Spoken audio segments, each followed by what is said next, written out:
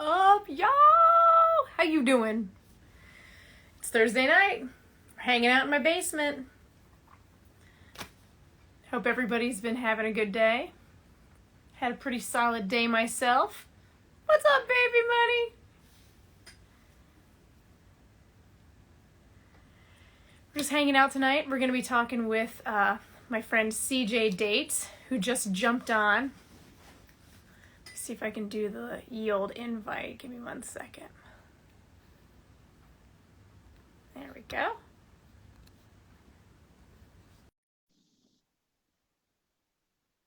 Oh, hey, Alex. What's up, Lauren? CJ, you're like a whole new man. Look at you. Probably a lot of people on here, this is gonna be their first time seeing me without dreads, so it'll be like, whoa, what happened?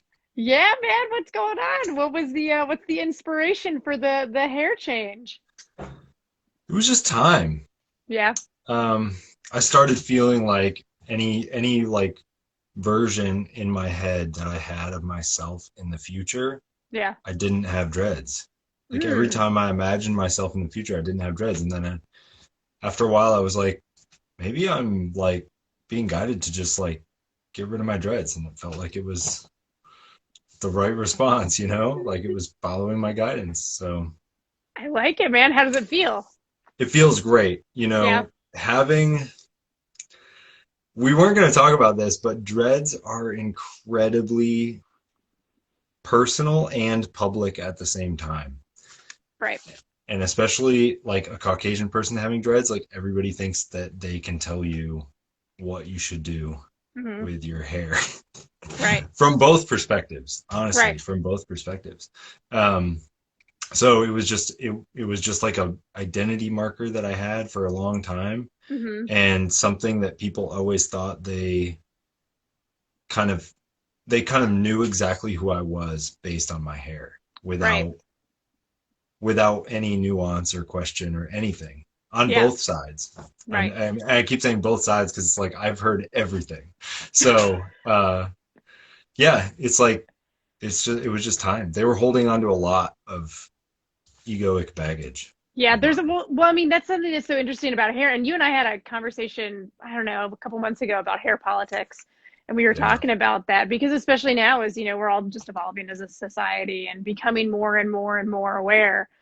I think that that's important stuff. And that was Yeah. interesting that it was one of the ways that, you could relate to and connect with the things that BIPOC community is going through.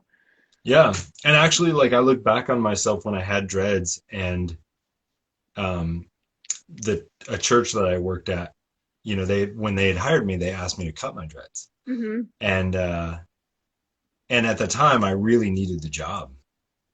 And I cut my dreads because I could get the job by doing that. And looking back on that, I was like, man, I just literally perpetuated the stereotypical process that suggests with white supremacy and everything else that Hmm. an institution can tell you what you have to do with your Yeah. body and with your hair so that you're more palatable for them, Yeah. rather than, oh, this person is represents a diversity we wouldn't normally be open to, and that's why we're going to hire them.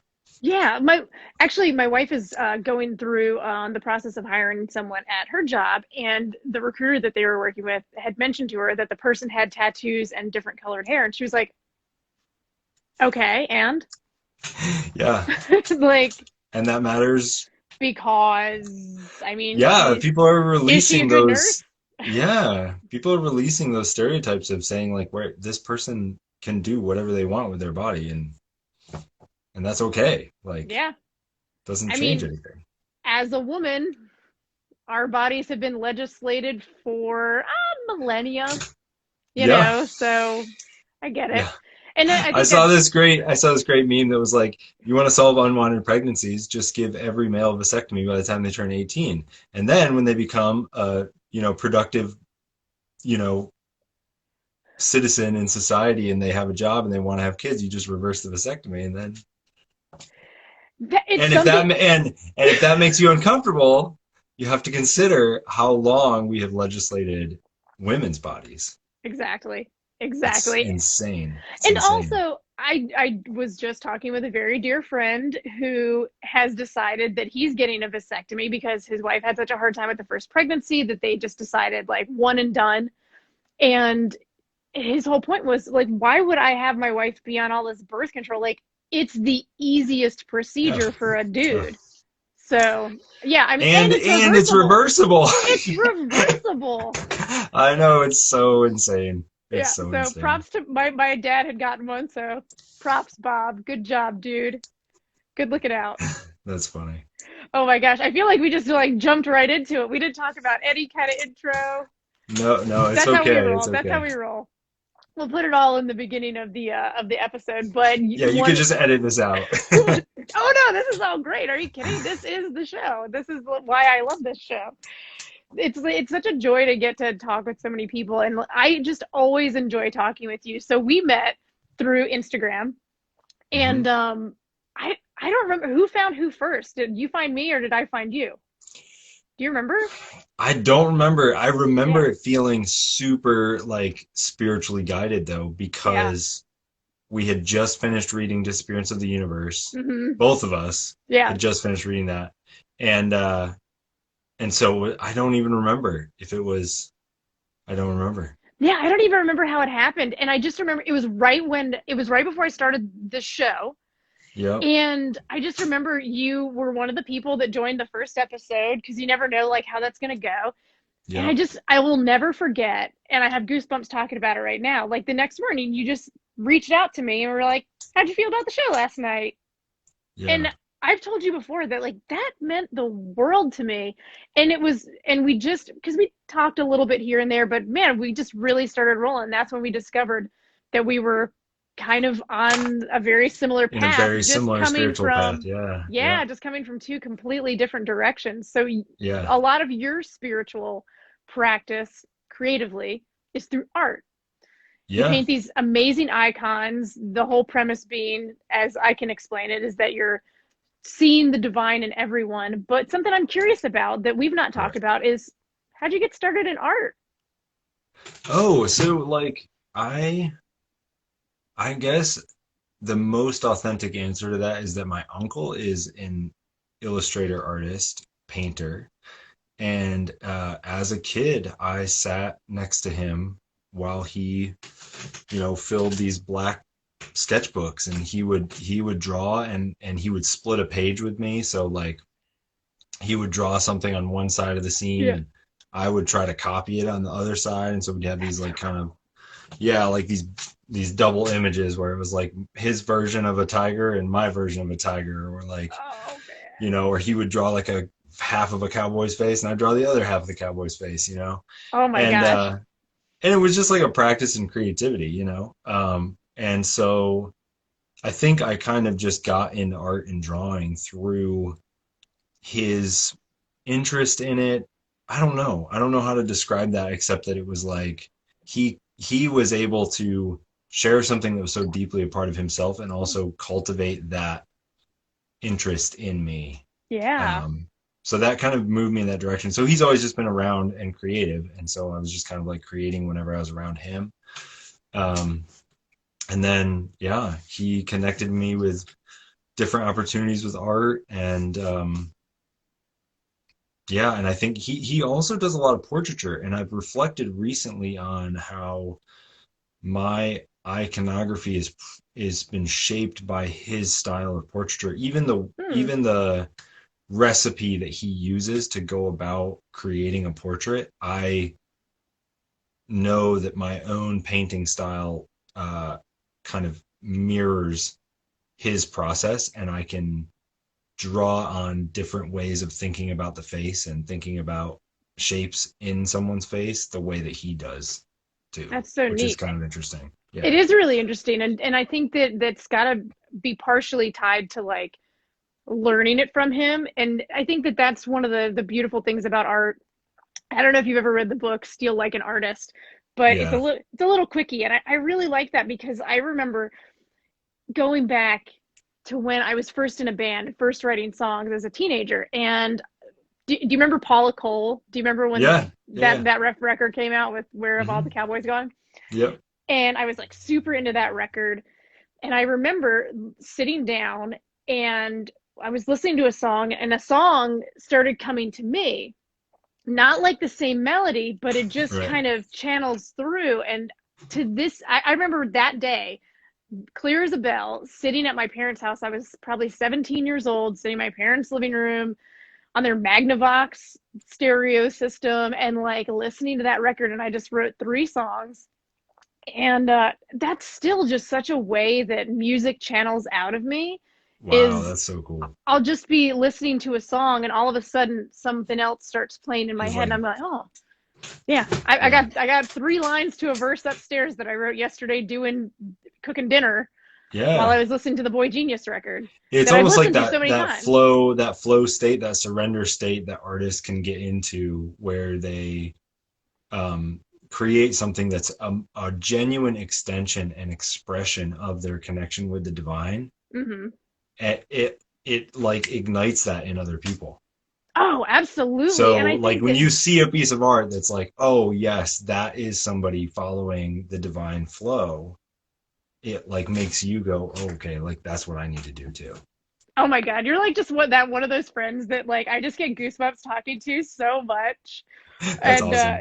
yeah, that's so true though. And I think that that's the basis of this whole show, is that I want to talk to those people in my life, you know, the people that are inspiring me, the people that have that flow, whether it's in art, music, spirituality, food. Right. That's a big thing for me, because I think that that's really how we connect as human beings, Well, is ultimately, they're pointing you back when at they meet. yourself. Yeah. Yeah, they're pointing you back at yourself. Yeah. It's like their self shows up as a mirror to be like, what about you, Sarah? Yeah. What are you Right. gonna do? What about you? Yeah. And Yeah. it's I love like, that. oh, okay, what about me? What am I gonna do? Yeah, well, we got into some pretty deep discussion about that, about how every experience in life is kind of showing you that. And you, to dig jump right into something that Yeah, you and I talked about the other day that really got me, where you were talking about being a white guy with dreads and stuff like that. yeah, Um, one of the things that you had mentioned was you feel like one of the things that you're doing is how, you know, cis white hetero guys, they didn't choose to be that, right. but they choose to be who they are and who they show up as inside of that body. And Yeah, man, like that's good stuff. yeah. I think the only it sounds absurd to say it, but like the only reason that I feel that I can say that is because I can look back with compassion on myself when I was so unaware Hmm. of my actions as a cis, straight white guy. Right. Um, so it's really it's ask like that's what I think the spirit leads us to when we surrender, is asking to authentically reflect on who you are and empty yourself of that identity, and Mm. see if you're a mirror for me in the world. Like, if are you a mirror for the spirit, or are you not? And Right. kind of releasing that guilt and shame that Hmm. goes along with that, because you have to cry out in a way that flushes that, Right. um, where you have to be at the end of your rope to be able to say, I don't want to do this anymore. I don't want to be the perpetrator of my own suffering over and over and over again. So, like, help me, Right. God. Help Yeah. me get out of this suck, out of this pattern that I created for myself. Yeah, and I think that that's what's holding so many people back right now, is that they're just, we've been so conditioned to be right, to get it right, not fail. Yeah. It's shameful to fail. Whereas I, even as in my job, my old job, like as a manager, like you've got to make mistakes. Like that's how you learn. And nope, shocker, nobody's perfect. You're going to Yeah. screw up.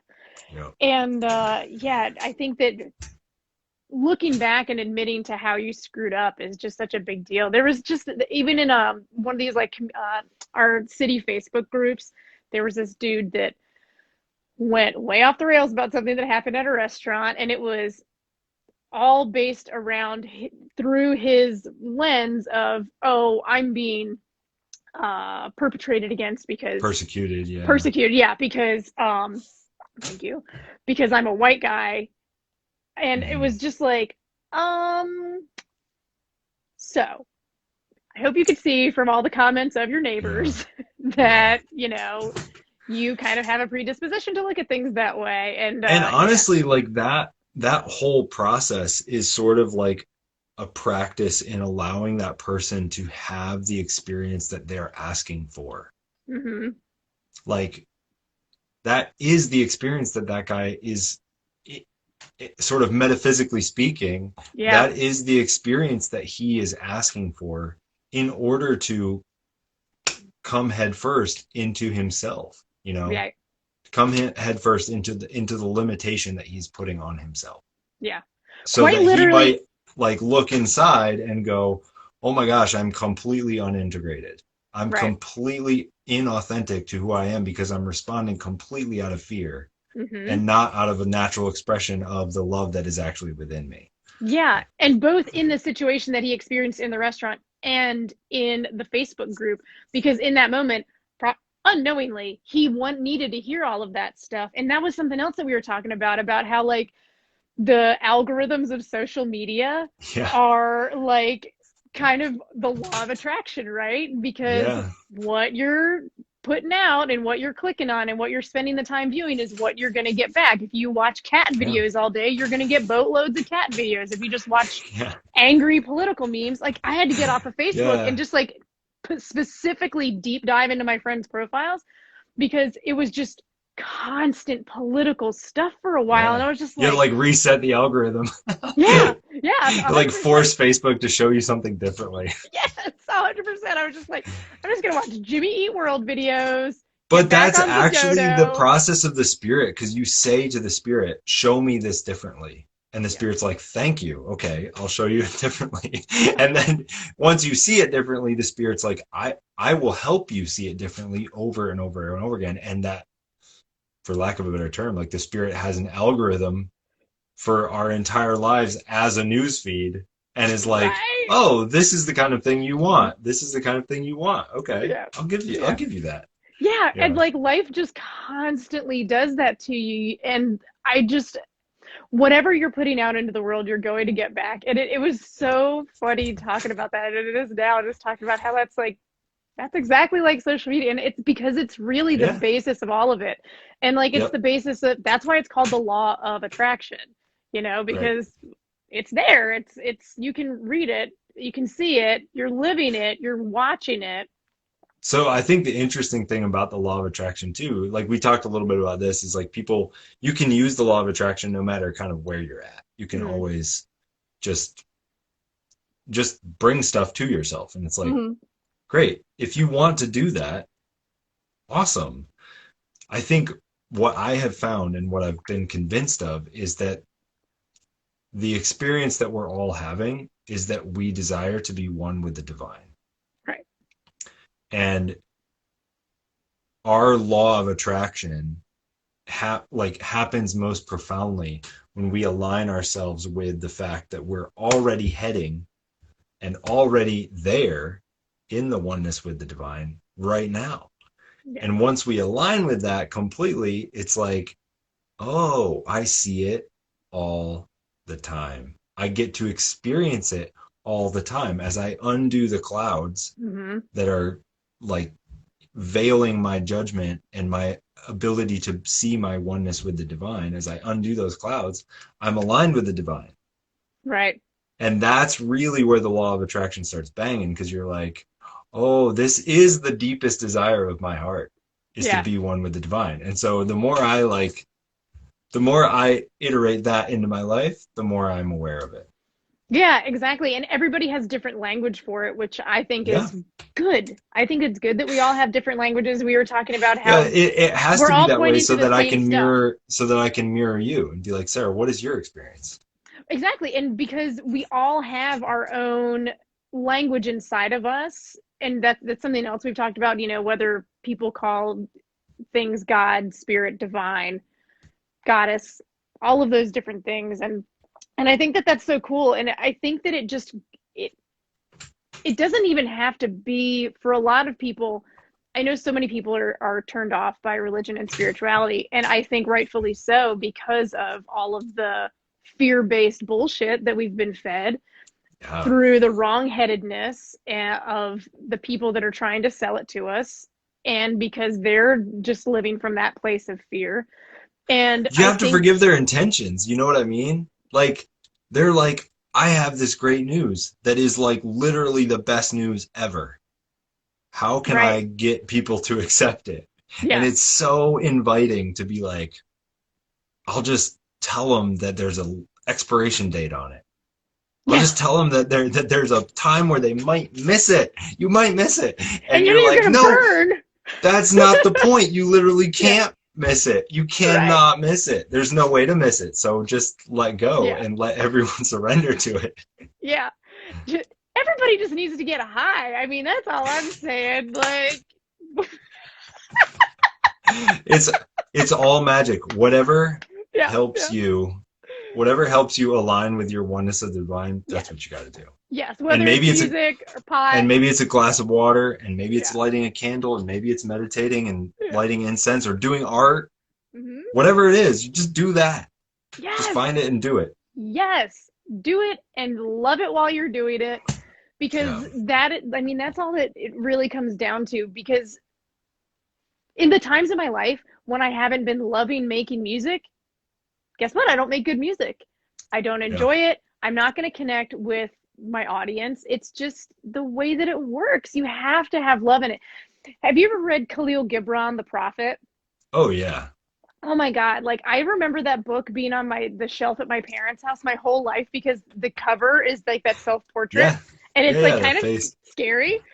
Yeah. And so it always just stuck out to me. But he has this beautiful line in it where he's talking about the prophet in the book is talking Yeah. about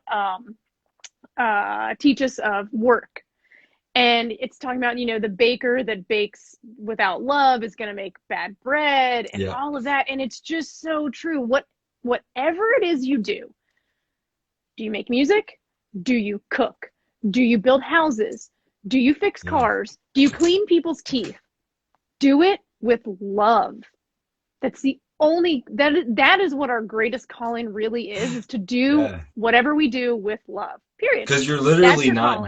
you're literally not doing anything. Like Mm, all of this is just all of this is just an illusory egoic extension of either where we actually are or something to make us believe that we're not actually one with the divine. right. You know? So lots of people Yeah. go to the dentist and they're like, this is going to be a horrible experience. And it's like, or that dentist can come at it with as an extension of who and where they truly are. And it might not be that horrible of an experience. Yeah. I swear to God, I have that dentist. That's Going awesome. to I love going to see Highly her. recommend, right? Highly recommend Dr. Lena Garcia. She is amazing. That's awesome. And oh my gosh, but that's exactly what it is because how many people have anxiety going to the dentist? Like, Mhm. it's got to be like 85%. I'm just throwing out numbers. And I'm just making it up. unpleasant emotions are always an expression of fear. Like Oh yeah. they're always an expression of being fearful and afraid of what's going to happen. And it's like the spirit is just like surrender to what Yes. is. Even your unpleasant emotions, you can Mhm. surrender to feeling that horrible feeling, and it's not going to be as unpleasant. Yes. That's something we were like, because you're gonna have all of the feelings. And like I just got into this like podcast group on Facebook because like, now Yeah, I have a podcast. yeah, And yeah. so I figure, maybe I should talk to other people or at least hear what they're doing, which isn't always the best thing because some of these people are like way not getting it. But anyway, So this one fella in there was saying he just launched, which I just did on Tuesday, and it Yeah. was weird and stressful and all of that, but God, what a relief. And it's awesome. We're available now on all the major podcast outlets. So check it out, y'all. Nice. But Yeah. yeah, he was talking about like during launch day, like should he like he just feels like so like blah Mm. afterwards, and it's like, well, yeah, bro, like you just had this huge mental and emotional busyness Yeah. going on. Like Yeah. you're just on the other side of the wave. Like life is just waves. And that's Just okay. be okay with being on the downside of the wave. Yeah. Just for a minute. It's Have your okay. You'll get experience. back Just up. have your experience. Yeah, You remember totally. that you're the divine remembering yourself. So it's like, yeah, just have the experience. Oh my gosh. We that yeah, that's something else that we've talked about. I that in these moments when I'm really like seeking guidance, like that is Yeah. one of those things that I don't even remember when or where I learned it, but it's the idea that all of this has already happened. You know, Hmm. if time is an illusion, Yep. I'm also super into quantum physics and stuff like that. So I have like I'm like Nova on Yeah. PBS is one of my favorite shows in the world, and like which is so funny because I like did took 3 classes in community college. I'm like, I'm done. I don't want to do this. But I love learning. Like that is my passion, is learning. And so quantum physics talks about that stuff too a lot, about how time isn't what we think it is. And Right. we all Time experience isn't that. how we experience it. Yeah. Yeah. Right. Yeah. And it's how it's all different. And so as I think about, as I was like doing this show or even working on a song, I did it working on a record recently where Yeah. I just go inside and say, Sarah, it's already done. You Yep. just have to remember what you did. Yep. You're already doing this. You've already Yeah, done it. it's Your higher done. self has already done it, knows Yeah. exactly how it's going to be. Yeah. Just hand it back to yourself. Yeah. Just trust it. Yeah. Just let it come out of you. Let your fingers click on the right keys. Let your pen scribble the right words. And Yeah. that is one of the most powerful things that I've ever learned, remembered to do, is Yeah. that. It's hugely powerful. And we mentioned this the other day, like this is the experience that so many artists and creatives have. You know, Mm-hmm. they testify, I'll use the word testify, they witness to this experience of stepping stepping their judgmental self out of the way and Right. letting being a conduit for an inspiration, which like comes from the word spirit, right? Right. An inspiring of a spirit coming through them. And it is a channeling, right? It's a flow state, and you can demonstrate the brain changes, you can demonstrate like on any level you want to demonstrate it, it's happening. Yeah. You undo your judgment and you step out of the way, and the divine comes through, and it's like, oh, that's what we're all doing here. That is actually a perfect segue. What is some of the ways, as just as an artist, that you break through that self judgment and really just let your creativity flow? I mean, I think like you said, one of the really powerful ways to do that is to just be conscious of the fact that that is what you are doing, Hmm.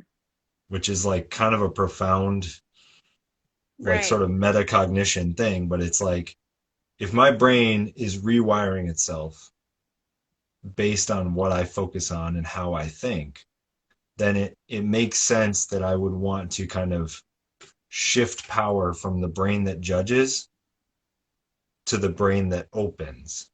Right. Does that make sense? Like if I've got neural pathways that are about judgment, those neural pathways are going to start to die Mm-hmm. and shrivel up. And the neural pathways that are about openness and being aware of where I actually am, those are going Mm-hmm. to expand and explode. So if I'm actually conscious of the fact that I'm rewiring my brain, I feel like it magnifies the effect. You know what I mean? Right. So you just kind of catch yourself in the moment. Yeah, sort of like if I it's sort of like meditate. You know how when sometimes when people teach meditation, they say, right, you just sit and you let your mind do what it's going to do, Hmm. and you just let it be. And when you realize that you're steering and not just letting it be, you let go of the steering wheel. Do you know what I Right. mean? Like you Yeah. decide, okay, I'm not driving anymore. I'm just going Right. to let it be. I'm just going to observe. And then you realize slowly you put your hands on the steering wheel and you start to drive where it's going to go. And then once you notice you're driving, you let go again. Hmm. It's like that where I'm drawing or painting and I'll be, you know, not thinking about what I'm drawing or painting. And then once Hmm. I'm aware that I'm thinking about it, I have to step out of the way again. God, dude, that same thing happens to me when I'm playing drums too. Yeah. Totally, because there's those moments when like I'm just in the song, and that is the best feeling in the world. Yep. Especially, I think, because it's such a physical experience, both Yeah. arms, both Drumming. legs. Yeah. It's with people, so it's communal, it's sound vibration. I mean, like, that's why it's such a place of ecstasy for me to Yeah. play music. And boy, when that and I feel it happen as like I start to the it starts going back here, and then it Hmm. creeps a little forward, and all of a sudden I'm paying attention to my arms and my hands, and do I Yeah. look cool? And then it's like, all right. And I think that's why you run into so many artists that have used substances and whatnot. And Yeah. I think that that's kind of the pitfall is do what works for you, but also don't harm yourself. Like, are you doing it because it feels right and good in that moment, or are you doing it because you're drowning yourself in pain and all of Right. that? So I think Yeah. that's You always want to, the I balance. mean, I think like on a very like practical side, like I have to be really hydrated. I have Mm-hmm. to have exercised. I have to like I have to have eaten, like I have to take care of myself Yeah. in order to be able to make this experience happen. Mm-hmm. It's not, I shouldn't even say make it happen. It's like, in order for my ego to step out of the way, I have to have already kind of like brought a level of comfort and peace To so your that it's body. not, yeah, to my Yeah. body. So it's not flaring up everywhere. And I Mm-hmm. think that's what meditation is ultimately about is like kind of calming the body to a point where, some monks are famous for like, you don't have to eat, you don't have to drink, you don't Mm-hmm. like, they don't have to use all that other stuff because they're like, I can just be one with the divine Yeah. Because without they're so all of that. practiced. Yeah. Yeah, because they're just the power of the mind is so intense. Oh, yeah. Their Absolutely. ability to do that is just so intense. Yeah. Yeah, it's incredible. And I think that one of the things that messes up a lot of regular old lay people that are just trying to get into it is when they can't do that. And both from a meditative standpoint, but also with practicing anything, like how often do you see people get frustrated because they start to paint and they can't do it that way. They're starting to cook Mm, and they suck at it. They're starting to play music, or maybe they're even really good at it, but then they see someone that's done it 20 more years and they're yeah. just like, that's it, I don't want to do it anymore. So all of those thoughts are expressions of the ego, Mhm. right? Because it's like I Yeah. start drawing, I'm not good at this. I'm not good at this. I'm never gonna do it. It's like, okay, well that's either that thought is gonna get undone and you're gonna keep drawing, or it's not, and you're gonna go find something that you are willing to keep doing, Yeah. even if you're bad at it, because you just are like, this is the thing. I love this so much. I'm gonna undo my ego with this. Yes. Yeah, like I can't remember who said it, but it's like the no matter what you're doing, there's parts of it that are going to suck. So find the one that you're willing to accept that suck, you Yeah. know? And Yep. the things that suck about playing music, well, those are the ones I kind of Yeah, don't because mind. I can accept them. accepting that suck is It's a part of wave. like the it's part of the process. It's like Yeah. you can't really accept who you truly are until you can accept the suck that you're Well, participating in. and it's the same thing with every relationship that you're ever going to be in. Every relationship is going to have its good times and its bad times, whether it's a romantic relationship or with your kids. You and I have a shared love of Daniel Tiger's Neighborhood for that exact reason, Yeah. because of the emotional intelligence that it teaches.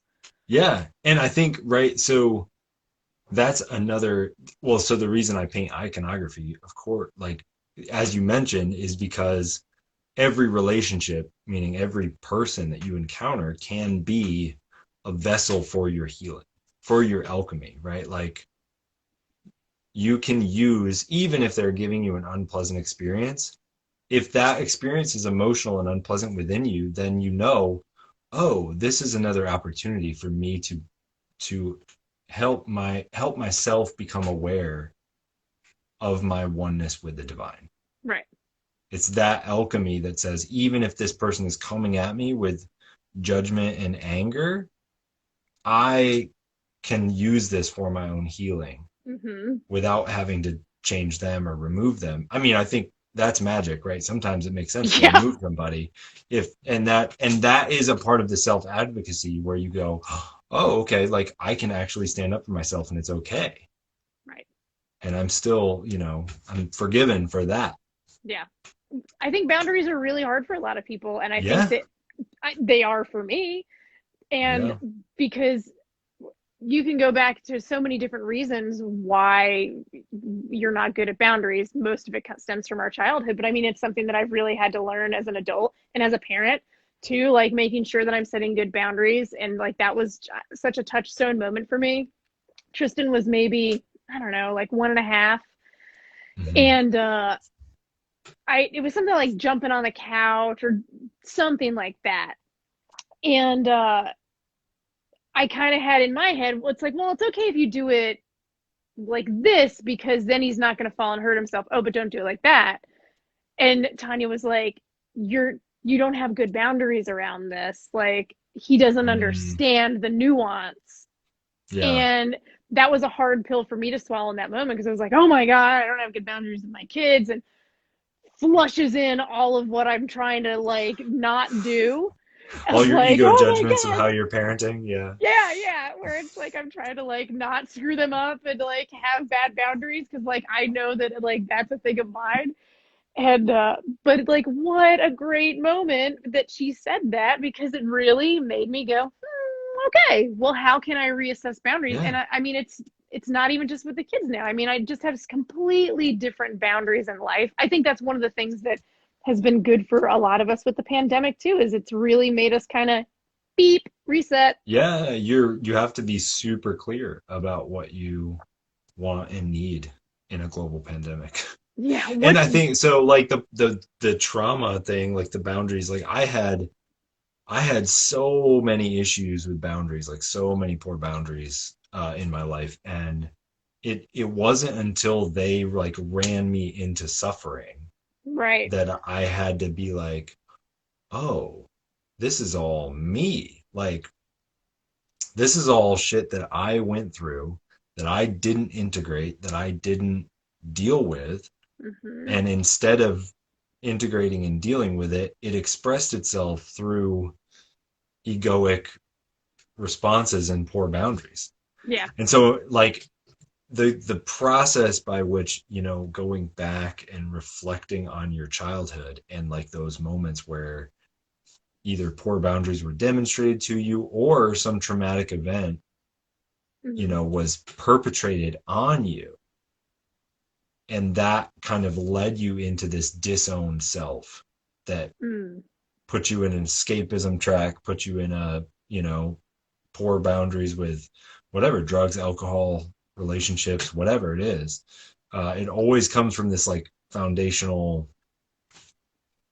moment, Oh a yeah. fall from grace, I mean, a grief, a moment of fall from Right. grace or grief, something like that, that just instigates it. And until you can go back to that moment and really, really engage it emotionally, you can't I shouldn't say you can't heal. Maybe it's possible. Maybe the spirit can move someone to healing without that. For me personally, I had to go back to that moment and really engage it. Yeah. And I think that's where so much generational trauma comes from, is just all of that stuff that just never got dealt with. And I think Yeah. that that's really what is kind of happening now with our generation and the ones younger than us. There is, there's a whole different awareness around that kind of stuff. We were Hmm. talking about, I think, like the participation trophy thing, and how Yeah.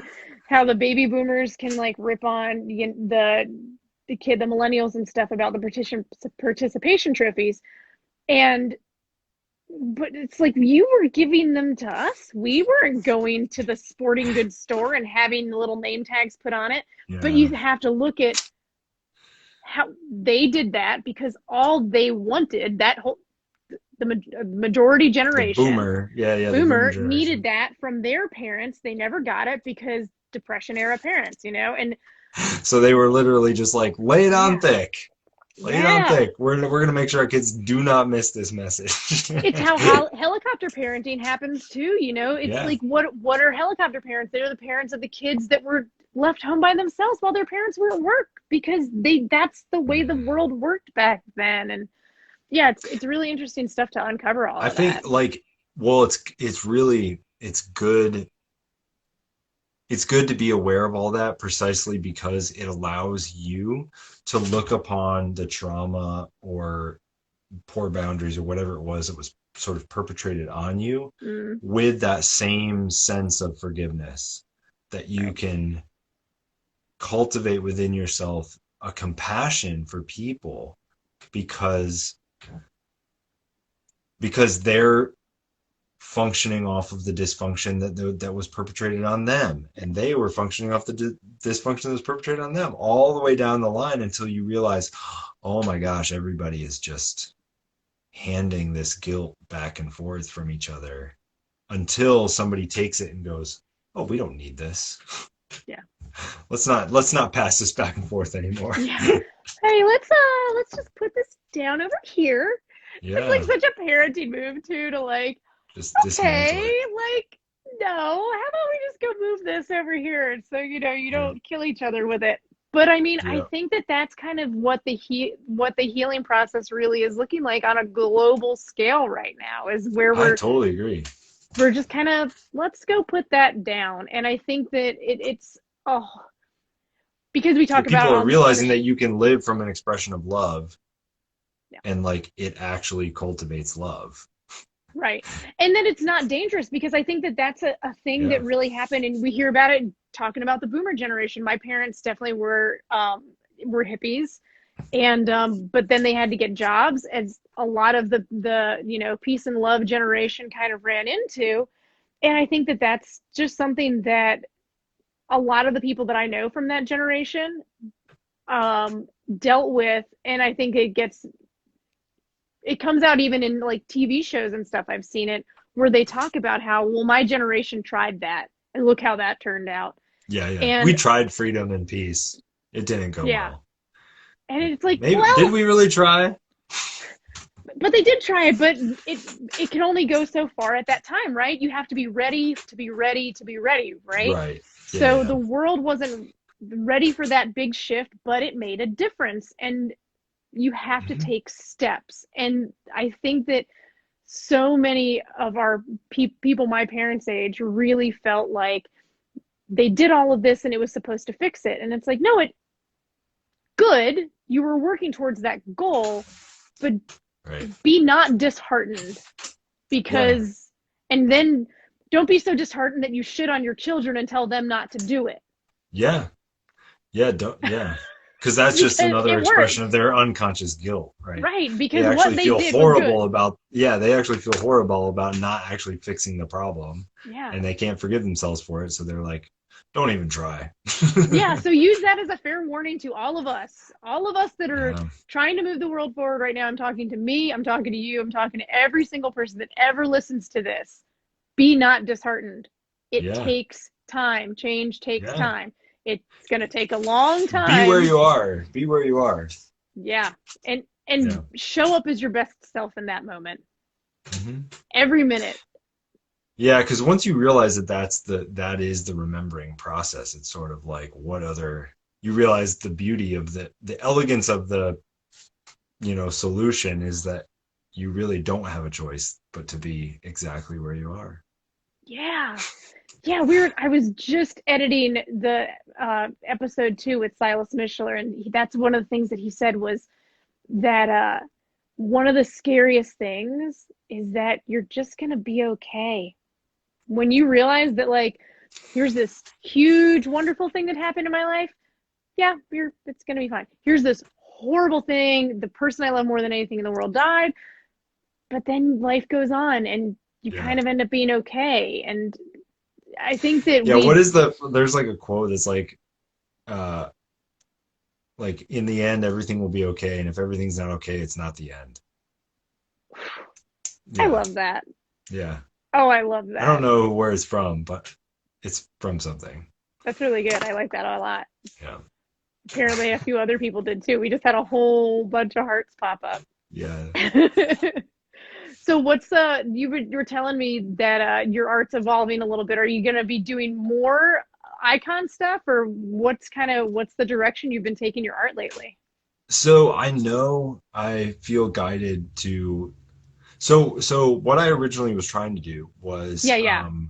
I would paint iconography of people. So like you would hire me to paint an icon of your partner, Hmm. and it would be a reminder to you that the divine is expressed in this person, that this Hmm. person is a an opportunity for me to see the divine. Right. And that was the whole idea. Is like I think I did a good job demonstrating that I could paint icons, and I did not do a good job demonstrating why I was painting Hmm. icons. Like that whole description of what I just said, I think people didn't really get it or grasp it. And so I've painted lots of icons for people, but I wasn't doing it on the level that I thought I was going to be doing it on. Hmm. Um, and I think the iconography, I will continue to paint iconography, I know, forever. Right. But the iconography has kind of shifted a little bit into like um, painting a spiritual expression of a person. And so like helping a person, who says to me like, this is how I access the divine. And I talk to them about how they access the divine. And then I do a painting based on that expression. And Mm. I sort of step into that flow state that we were talking about earlier, and just kind of like so that they can have an expression of how they access the divine, that they can hang up and be like, this is how this is how I am guided. This is Right. my guidance, if that makes sense. It totally makes sense because it sounds like it allows them to see that, because the whole idea of icons is, to kind of connect to Yeah. that divinity. And so, yeah, that what a cool way to do it. It like that sounds even more deeply meaningful in a way because Yeah, I think it taps it's into a not just your different regular level. face. Yeah, Yeah, exactly, it taps into exactly. a different level of sort of spiritual engagement. I do think that the world needs iconography desperately, because people miss the point, right? Normally, we think of iconography as like this person is special. Yes. This Jesus person, and the saints. right? Jesus and the saints, and like only a very specific subset of people get icons painted of them. Right. And I actually think that there's sort of this democratization of divinity that suggests that people are waking up to the fact that, like, oh no, this specialness was never about the specialness in that person. That person was demonstrating that every other person can be an expression of this divinity.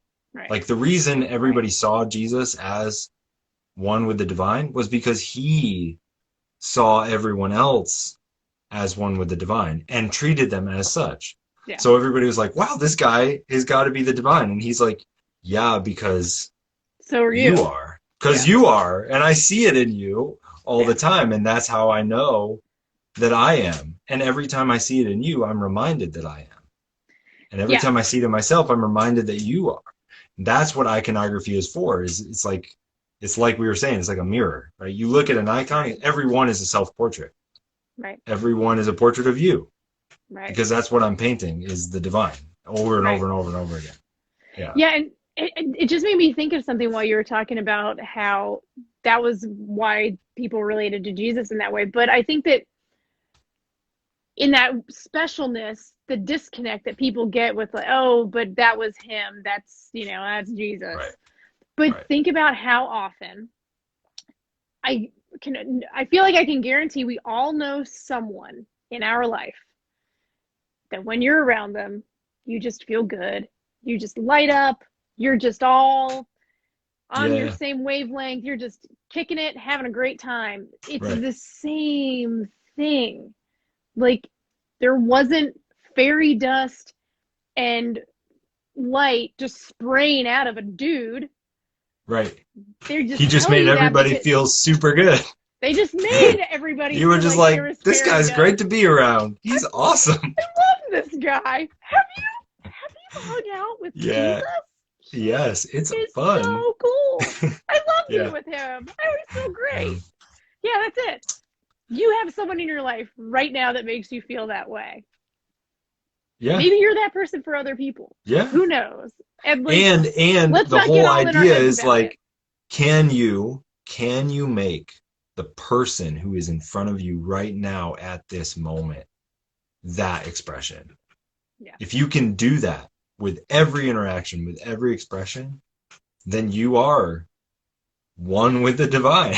I mean, Yeah. your experience will be that oneness with the divine because you are placing your brother or your sister in that place all the time. Yeah.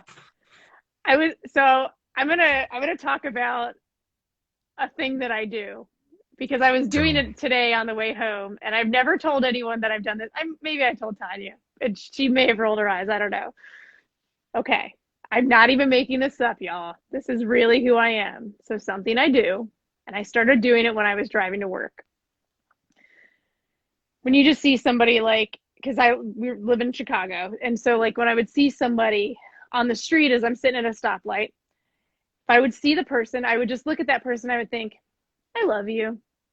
I'd look at the car next to me. I'd look at that person. I'd just think, I love you. And I was doing it today when I was driving home from taking Tristan into the pediatrician today. And there was this one time I you I can't not feel good doing that. Literally no one knows that I'm doing that. They don't know. They don't know Yeah. that I'm doing that. But there was one time that I'll always remember. I was driving down Irving Park Road here in Chicago on my way to work. And I was at the intersection of Irving Park and Kedzie. There's a PNC Bank there. I can see it clearly in my head. And there's a dude standing, like waiting for the bus. And I just looked over at him and I thought, oh, man, I love you. I hope you have a great day. That dude looked me directly in my fucking eyes, smiled, and waved at me. Not joking. And that was intense. So you were like, maybe actually people are being affected by this. Right. And maybe people who are being affected by it and who are aware that they're being affected by it are so in tune that they can be like, I see you. Right. That was that was one of the That's a reasons reason to keep doing it. Yeah. that's exactly what I was gonna say. That's exactly Yeah. why I've kept doing it. And like whether it's a kid on their bike, there was a little old lady that I saw today. I just thought, I love you, Yeah. mama. Because you're She's somebody's practicing mama compassion. somehow. Yeah. Yeah. And man, so I challenge all of you, give it a whirl. Yeah. When you're feeling particularly good, if you're not feeling it, don't do it. Or maybe if you're not feeling it, that's the perfect time to do That's it. maybe when you need it. Yeah. That's kind of when you might need to do that. My twin flame calls it the interlocking chain of forgiveness. Hmm. Yeah. Where you're like you're oneness with the compassion. So you're a oneness with the divine. and you're joining everyone else who's already there in that oneness with the divine. And it's like this interlocking chain of like, okay, we get it. We all get it. We could Yeah. all be there together. And now we're just walking each other home. I've always loved that expression. Yeah. I Ram love that Dass. Yeah. expression so much. And I feel like the further I get on my way home, the more I understand it. Yeah. And ah, I'm just gonna sit It's in that for a beautiful. second. Yeah, it's beautiful. You know what? Maybe that maybe this is where we should tie a knot in it for the night. Because All right. I know if you and I keep going, we're gonna be here until 3 o'clock in the morning so Yeah, easily. we could do a few of these episodes. Oh yeah.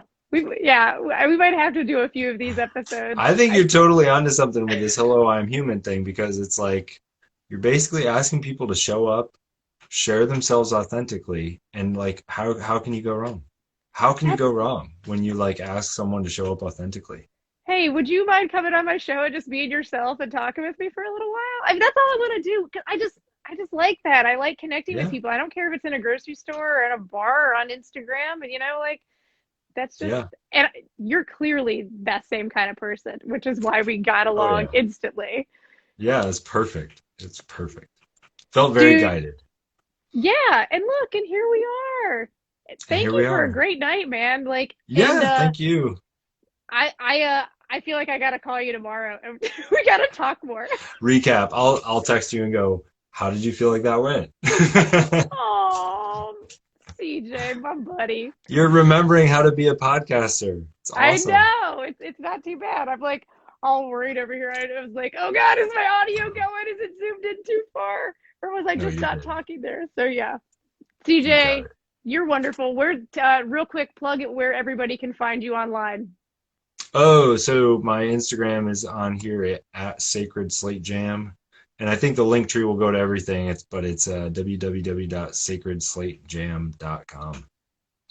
Dude, I love you so much. Thank you for Love taking to the time to you. do this tonight. Of And course. Thank you. we might have to do like 9 more of these. Yeah. Anytime. I'm up for it for sure. All right, brother. We'll talk soon. Talk to you later. Good night, everybody. Take care. Good night.